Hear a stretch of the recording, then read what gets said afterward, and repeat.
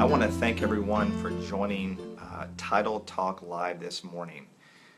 If I have not met you in the past, I'm sure I know most of you out there online, but I'm Lee. I'm the area manager and the regional sales manager of the Mid-South. I want to thank everybody for joining. This is our number 2 show that we had. We had our first show a few weeks ago, which was the launching of Title Talk Live. Got a lot of great feedback and input about that. Once again, guys, our goal is to make this education for your staff, and we definitely want to make it well worth your time. So if you have any input or feedback, we're always open to making this show better every week. This is going to be a show that we're going to do every week except for the last week of the month. Anyone in the title world will understand that, and it's going to be at 10 o'clock on Thursdays. So this is going to be something that we do every week. Next week we're going to have Yale.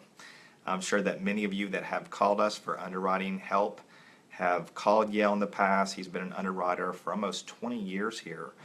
And so he is going to be speaking about the power of attorney underwriting.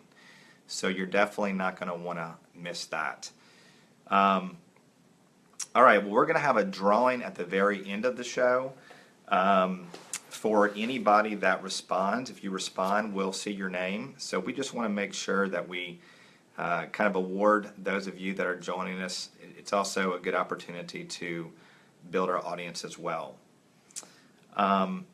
Subscribe to our show. If you want to be alerted on your phone or your computer, if you look in the upper right-hand corner of your box, Title Talk Live box, you'll see a subscribe button.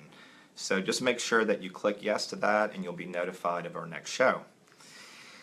Well, with that, I want to welcome one of our newest underwriters here. He's not a new underwriter as far as title industries. He's certainly not new to the title industry, but he's new to our office. So please try to be gentle with him. He's only been here for the last, it's been a couple months? All right, well, come on over here and join us, and I'll let you introduce yourself to the audience. Good morning. My name is Patrick Bennett. As Lee said, I am the newest underwriter here for the Mid-South team covering Central and East Tennessee. I am new to the Tennessee area, but not new to the title business. I worked for about 3.5, 4 years in Jacksonville, working for a corporate claims office for Fidelity and handling claims really all over the country, but quite a few here in Tennessee as well. And so this opportunity arose and jumped at the chance to come to Nashville, and I've enjoyed it very much so far. Yeah, well, thank you. And it's only been a short amount of time, but we've certainly already enjoyed you having part of your staff, add a lot of energy to our staff. And obviously having a claims background is certainly helpful. Well, why don't you share a little bit about how you came here, what got you here? I know it was me, Of course, but right. yeah, why don't you share a little bit about that and just talk a little bit about yourself? Sure. There's kind of two aspects to it. There's a personal side and a professional side, and I'll start with the professional first. One of the initiatives that Fidelity has really been pushing lately is trying to find younger attorneys, younger talent to come in and really absorb as much information as they can from some of the underwriters who have so much experience. And on staff here, it's kind of crazy to say, but we have a couple, 2 or 3 underwriters who have literally been doing this longer than I've been alive.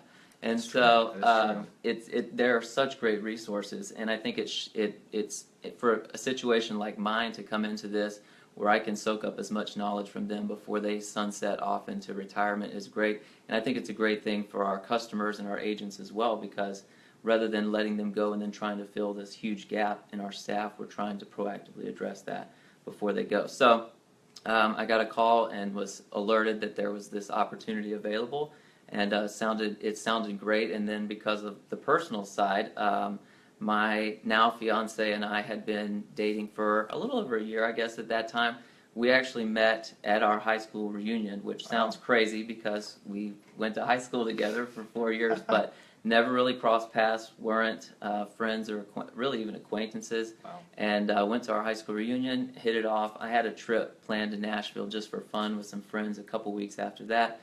we went to dinner and really hit it off and kind of did the long distance thing for a couple years. She was already living here in Nashville and works for HCA here in town. And so when this opportunity popped up, it seemed like it was meant to be. So here I am. Meant to be an opportunity you just couldn't miss, right? That's right. That's right. And I thought this whole time that he came here, his number one reason was, because I was the manager here. Right. Well, it's like one A and one It's B. really close. Yeah. Right. Exactly. I mean, it's pretty much a tie.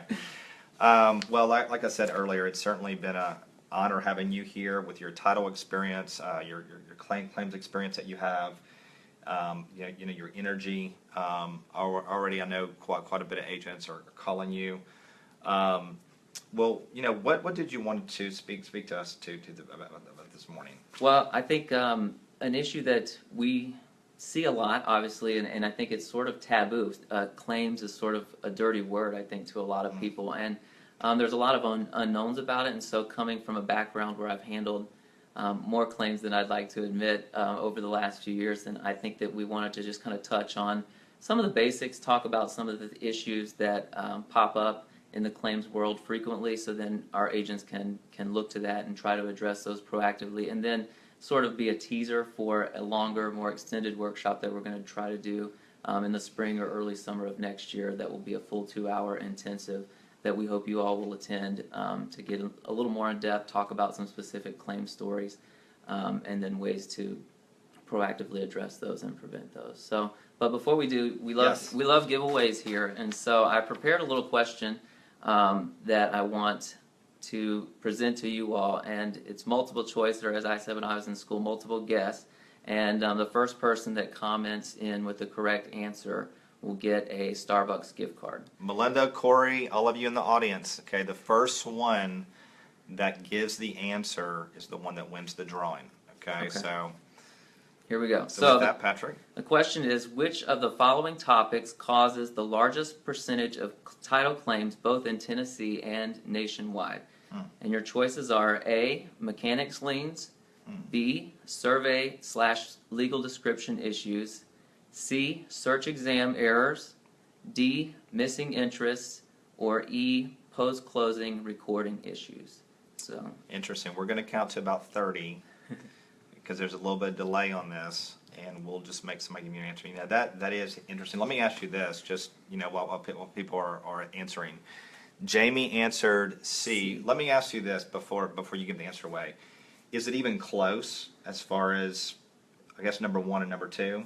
The number one answer, which we'll reveal here in a second, is by far the one that causes the most issues. So by far, it's not even close. It's somewhere between, depending on the state, somewhere between 25 and a third of the issues, between a quarter and a third of the title issues that arise. Okay, all right. So you want to give the answer away? We have quite a few answers there. So, yeah, we see a lot coming in, and most tend to be right on the money, which the answer was C, search exam. C, errors. search and exam. And I believe, Jamie, was that right? Were you the first one to answer? Jamie, congratulations. You are going to win a $25 Starbucks gift card. So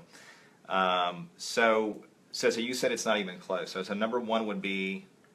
Search exam errors, and then from that point, it falls off dramatically. But what's interesting to note, and one thing that we wanted to talk about, are the typical areas of risk, of highest risk. And the 5 that I just listed, it's sort of astounding. The 5 that I just listed is anywhere between 60 and 75% of the majority of claims that we receive here in Tennessee and nationwide. Right. So just those 5 areas, which they're kind of broad. Yeah. But it seems like a lot of the other things we touch on are just a fraction of the percentage of claims that we see. So those are the main trouble areas. And Jamie's excited about our gift. So great! I'm glad you like Starbucks. We took a little bit of a risk out there, but we thought the majority of you out there like the Starbucks. And just to kind of add a little bit more input. Obviously, it's very important what title search platform that you utilize. Being the operations manager, I'm the one that gets the claims emails if an agent has a claim. And you're right. I would say that the majority is from a title search. So independent abstractors, if you use independent abstractors, highly encourage you to know their background, claims history, on and on. So yeah, that's good. All right, well, any advice for our audience in minimizing claims, right? That's what we're all about, is trying to mitigate risk. And we can't avoid risk or eliminate it, I guess, but we can certainly try to minimize or mitigate it. Sure. I think, it's kind of basics. It seems sort of common sense, obviously. Claims, as Lee was saying, we can't ever completely eliminate them. Of course, we'd like to, and we want to minimize them as much as we can. But we are an insurance company, and we realize that having claims filed, paying out claims is sort of a cost of doing business in this industry. But at the same time, it's not rocket science. We know that mistakes happen. But I guess just the basics, and of course, again, we can go more into depth on some specific things that we can do during the workshops. But I think that it comes down to just attention to detail, hiring good people, making sure that those people are trained well. And I think that that's one of the resources that we offer here better than anyone else, is that your sales reps, your underwriters are so experienced and are experts in the field and have been doing it for so long. So I would just encourage you to utilize those resources that you have, stay up to date on changes in law, attend the workshops that we have, and utilize the resources that are at your disposal is the best thing. Well, that's great, and that's such a great point. That's we have a workshop just about once every month, and we do that obviously to help you to train your staff. But education seems like that's key. That's pretty much everything. For sure, absolutely. I think to go into some specifics, we talked about search exam errors, and there's always a human element to that, and so I think as we were talking about trying to be careful not to overload your searchers if you have them on your staff. If you're using independent abstractors, to try to get people who are familiar with the county that you're searching. I had a claim a while back where there was potential missing interest, and we couldn't find any deeds in the record. We ended up talking to a local searcher who said, well, there was this law from way back when that if the property bordered between two counties, they only had to record it in one or the other county. So we went and searched the county next door. There it was. It prevented the claim, prevented us from having to pay out a potentially pretty big loss. Wow. So sometimes having that local knowledge is invaluable. Okay. Well, and just another really good tip, there's a lot of times to where there's a claim that I'll see, and I'll be talking to the agent. It could be their first claim, and one of the things that I ask them is, hey, do you know if your abstractor, your independent abstractor, has errors and omissions insurance? So that's a big tip. I would make sure, because it renews every year. There's a date that expires. I would make absolutely sure that you have their most current errors and omissions insurance. So I get this question asked quite a bit when agents get their first claim, and I hope that if you haven't had your first claim, that you never have a claim. Mm-hmm. But what is the first step? As soon as they get either a call from either the homeowner or maybe a claim, what is important for them to do immediately when they get the claim? Sure. I think the biggest thing coming from a claims background, and the claims attorneys handle a lot of claims. The typical load is usually over 100 claims that they're handling. So there's a lot of things to balance at the same time. So the best thing that you can do, the most cooperative thing that you could do, is just be responsive to them, provide as much information as possible. If you still have your file on that, your closing file, pull that as quickly as you can. Get that information to them. And I think in general, cooperating and providing as much help and as much assistance as you can to them will go a long, long way. And I think it will help too, even if a loss has to be paid out in the end, adding that additional note in there that says that the agent was so cooperative to us to help fix this goes a long, long way in terms of recoupment for us trying to decide how to allocate that out in the end. And so I think the best thing that you could do is just to be responsive to them. Answer the phone, answer the email as quickly as you can. Assign someone on your staff to work on it, and then get whatever they can. If you think you can fix it, then offer that immediately. Obviously, the claims person is generally not going to be located in Tennessee. Right. Probably rarely will they ever be located. So you have the boots on the ground resources here that they won't have in Jacksonville or wherever the claim is being handled. Yes. So if you can offer to fix it for a minimal cost, offer to do that as quickly as you can, and hopefully we can avoid a much larger loss if the claim was to progress and linger on for months or years in some cases. Such a great tip. I've seen claims, losses avoided by the agent just acting as fast as they can as soon as they find out about the claim. So really good tip. Well, so let's just talk about how will your, I mean, it's common sense, but I just want to hear what you have to say. How will your, I mean, so a lot of these in our audience right now are probably thinking, how can I contact you? As far as claims help, how does that come in handy in helping our title agents and just helping them in their underwriting support? How does that help?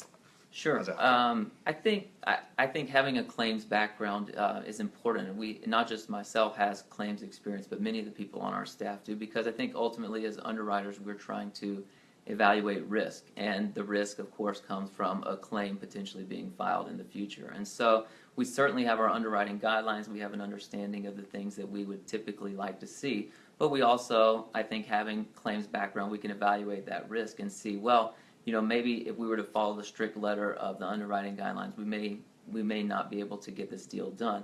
However, is the risk so small that we're willing to take a gamble on it to some Right. extent? Are we willing to push this through because it's such a large deal? Sure. It would be instrumental to one of our agents, those sorts of things. And so I think having that background allows us some flexibility and some ways to work around. If there is an issue, also ways to try to work around and get that resolved so the deal can close as well. Yeah. And ultimately, I think that's everyone's goal. Yeah, so I think so it sounds like what you're saying, having the knowledge as far as claims is concerned will help you to better assess risk, and that's what we Sure. do all day long. I know that's what our title agents do. And once again, everyone, we are going to have a drawing at the end, so feel free to say hello. You were awesome. Actually had an agent that made fun of my hair a little bit last week. I'll keep them unnamed at this point. So let's get to know you a little bit more. So I just have a few things that I want to ask you. So myself and our title agents can get to know you a little bit more. So who is your favorite college team? Ooh, okay. Some of our agents in East Tennessee already know this because I know there was some risk in asking this is him true. this. Yeah, I this visited question. them over in Knoxville a couple of weeks ago for a game that I attended, but I do not bleed orange and white. Instead, I bleed orange and blue. Being from Florida, I attended the University of Florida. I see where this is already going. I am a diehard Gator fan, so don't hold that against me. But I'm open to any jokes or. If you want to boo him now, it's totally okay. If you just want to type in boo, that's There you totally go. fine. But the good news is the Vols got a big win a couple weeks ago. They I'm did. sorry. It was the No. first one in 12 years. First one in 12 yeah, years. so. Wow. So tell us one thing that we don't know about you. Okay. You don't normally know. Right. I would say I actually enjoy singing, and I don't really share that, and I'm not going to sing this morning. Wow. But you put myself out there on this no, one. I think growing up, I was in choir groups, choruses, that sort of thing, and still singing Choir church boy. and that sort of thing. Yes. I'm a karaoke champion, at least in my own mind. So I enjoy singing. Well, we already know what we're going to talk about next week on Title Talk Live, right? We're going to There you have a karaoke contest. Anyone have anything to share or ask at this point? Of course, you can call him at any certain point. Is there anything that you'd like to ask him before we move on? All right. Well, with that, I do want to thank everybody for joining Title Talk Live. We are going to have a quick drawing. Sing Rocky Top. We're actually, Yeah. can you do that? I don't know the words. You don't know the word? Oh, wow. That's actually a good one. That's actually a good one. But I do want to thank everybody for joining Title Talk Live. Real quick, there's going to be a drawing. Hold on. Herman's got the ball right here. All right. Let's see, the last drawing of the day for you of those that shared, commented. Ooh, Corey Lamson. Corey wins a Starbucks gift card. So congratulations, Corey. Thank you for attending. I do want to thank everybody again for being on this live. Yale is going to be there again. Yale's going to speak next week, same place, same time. And he's going to be speaking the power of underwriting, power of attorney underwriting. So with that being said, I hope everybody has a great week, and we will see y'all back next time. Have a good day.